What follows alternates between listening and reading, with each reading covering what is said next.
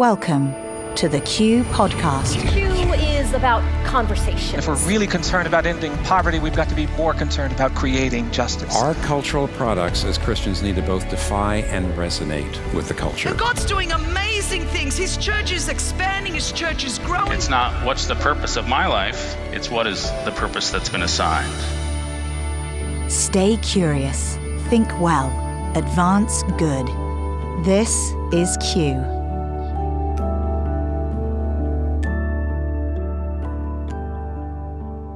Welcome to another edition of the Q Podcast. I'm Gabe Lyons, and today we're talking about what seems to be probably the most relevant topic in conversation today, at least in the news, as well as just conversation politically and amongst neighbors and friends, which is just better understanding race in America and how do we relate to one another and how do we think well about this topic. There's so many different angles to it. It's very complex. Depending on where you've come from, you have a different lived experience. And so there's a lot of education that has to happen.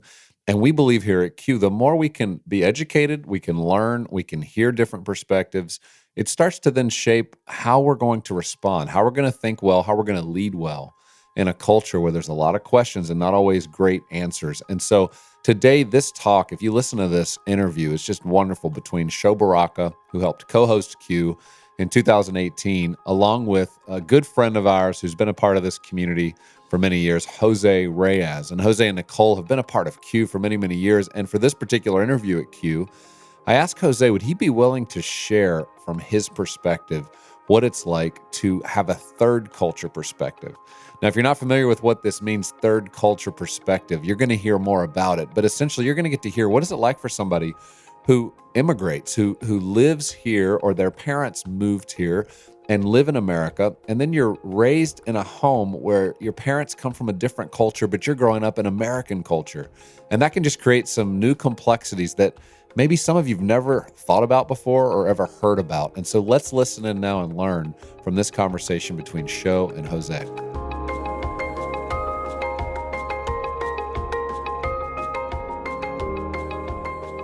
You do a lot of work in Atlanta with MetaLeap as a designer, but we're not here to talk about your design. We're here to talk about you as an individual, as a citizen, but oftentimes feeling like your story and your narrative is not heard nor expressed. What is it like being a Latino American in 2018? That's a big question to answer. First, I am the son of Jose Germán Reyes Sanchez and of Carmen Dolores Reyes Feliciano, both born in Puerto Rico. And what it means to be a Latino here in the United States is challenging. It's perplexing, it's disorienting in 2018. My parents, they were born in 1934 and 1944 in Puerto Rico in two small towns, both sort of very humble upbringing. And they came here to the United States when my dad was in the military. And they wanted a different life for us. They wanted us to be acclimated, and they afforded us some privilege, and they wanted a different life than what they saw. And so, and they gave that to us. And in that involved language. And they decided, along with so many other people of that generation, to say, hey, we want our kids to do great here, so we're not going to teach them our language. And it only comes much later when you realize, and they've even apologized for that, saying, "Oh man, I wish we hadn't done that." And I love them for that.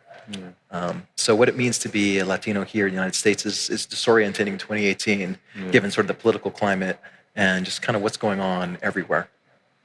Considering that in the last decade, last 2 decades, Latino Americans have accounted for a large growth within this country. And representation is huge, right? Do you feel like Latino Americans are represented well in this country? And if not, how are we feeling, I guess? I think that, again, the challenge is simply how do we sort of invite all of our brothers and sisters into conversations? How and where are we giving access to our brothers and sisters? I think if you look at in sort of the different channels, things like culture making and film, you can look at film and music. I mean, Luis Fonsi and Despacito, that was a huge song last year. And They won really big in the Grammys, but in terms of in the Latin Grammys, but in the Grammy Awards, they were sort of left out of that. And I think in film and things like that, that Latinos are still sort of underserved. Yeah. So you talk about feeling like you're American, but also feeling like a foreigner, right? Explain that to us. And also, like, how do you make that spiritual connection as well? So we talk a lot about the idea of being a third culture kid. For me, I came to understand probably about 15 years ago. And basically, third culture is simply your parents' place of origin, where they came from, Puerto Rico, and then they came to the United States, and then there's this new culture, sort of the American culture, and then I'm being raised in that, and that's the third culture, is the assimilation of those two cultures. And so you end up with kind of not quite sure where to go, and you sort of feel like a chameleon in many ways. Who am I?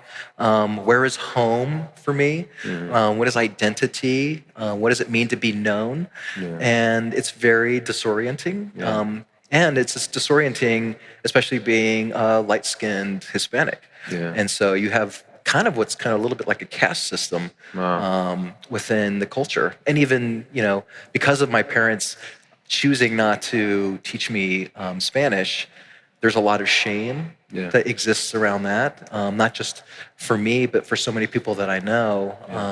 And it's difficult. So you're Puerto Rican, and you were telling me that your son made a statement about when he hears people speak poorly about Mexicans, he feels like they're talking about me as well. Sure, it has to be very painful. It is. So my wife and I, 13 years ago, we brought home 2 young children from Guatemala. And for 13 years, it's been really amazing. And then last year, there was this little thing called Charlottesville. And as we watched some of that and tried to unpack some of that with our children, one evening, my son, he's amazing, and he's always asking a million questions. And so he just said, he started crying, and he's like, are they gonna take us home? Are they gonna take us out of here? Am I safe? Is this gonna happen here? And it was the first time that my wife and I really began experiencing sort of some of the things of me growing up, just sort of racism, but also now I was seeing this sort of fear beginning to build up, where he began to understand sort of who he was and what was happening in the culture around him. So it was pretty scary. It's got to be exhausting. Do you ever feel, how do you feel with your identity and a lot of the political discourse that's happening?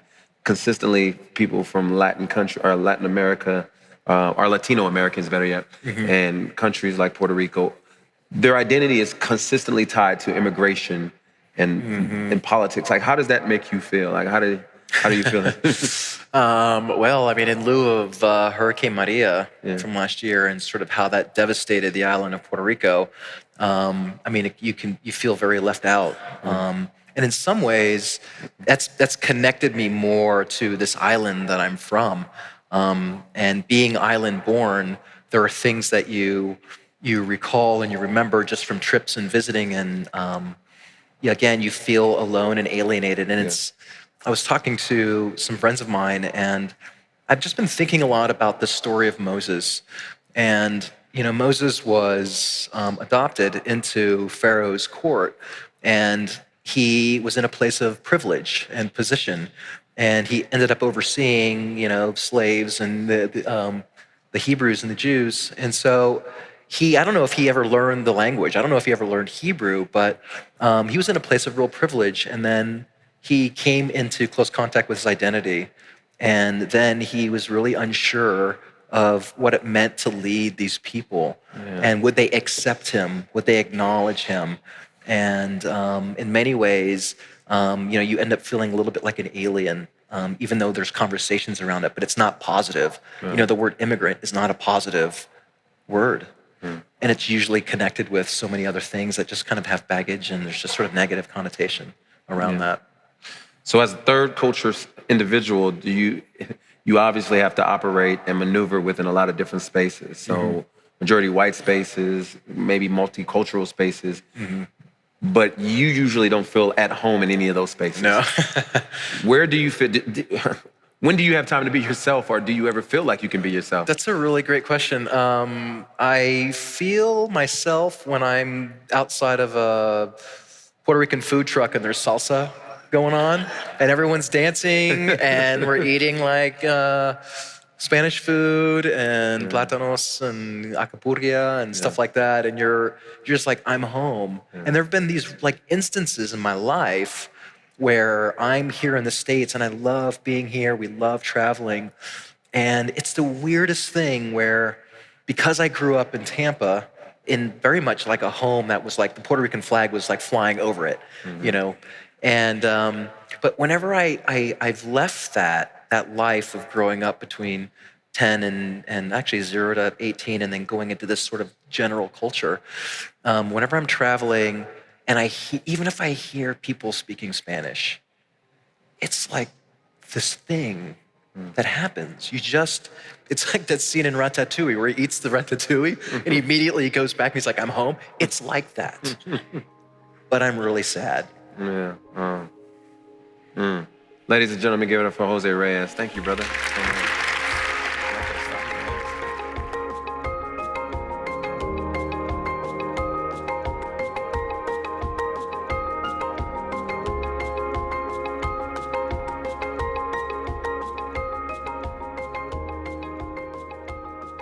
I hope you enjoyed listening to that conversation, and it's so helpful just to hear Jose, his perspective, just how his parents thought about immigration, and even just what now that word immigrant means to somebody who's immigrated here or grown up in a family where immigration was a part of that story. And if you really think about it, that's been part of everyone's story who lives in America throughout your heritage. When you look past generations, that somebody immigrated to this country.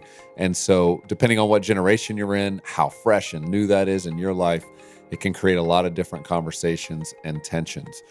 Well, as we move forward, I just want to continue to invite you to come to qideas.org. Every day you can see a new Q moment. And this has been really fun. Even the last 2 months, we launched the new qideas.org. You can sign up now to receive weekly 5 of the moments from the week, or daily a moment. And I know I love seeing it in my inbox every morning. I wake up to 1-minute clips of some of the best moments in Q Talks. It always gets my mind going, thinking about an issue. We try to time those to be relevant and interesting and current to the issues and topics that are being discussed every day. And if you like that, the new platform Q Media, which is now available on Apple TV, Roku, Amazon Fire, you can go in now and download that app and subscribe to Q Media, where you're going to have courses from us. You're going to have playlists on all of these topics, from racism, like we discussed some today, to technology, to LGBT, sexuality, faith and work. What does it mean to think about politics well? So you can go into these playlists and see some of our best talks. So it's organized in such a way that you can sit with your friends, you can sit with your kids. I know me and my teenagers and Rebecca, we'll watch certain episodes from some of the documentaries or series that we have on the Q Media platform, and it creates amazing conversation at a moment where people are having a hard time knowing how to talk about difficult topics. And so we want to be that partner to you to help you catalyze those types of conversations, which will help our learning, help our understanding, and help us have confidence as we try to lead and advance good in our society. Well, thank you for being with us again for this edition of the Q Podcast. Looking forward to continuing to learn together in the weeks ahead.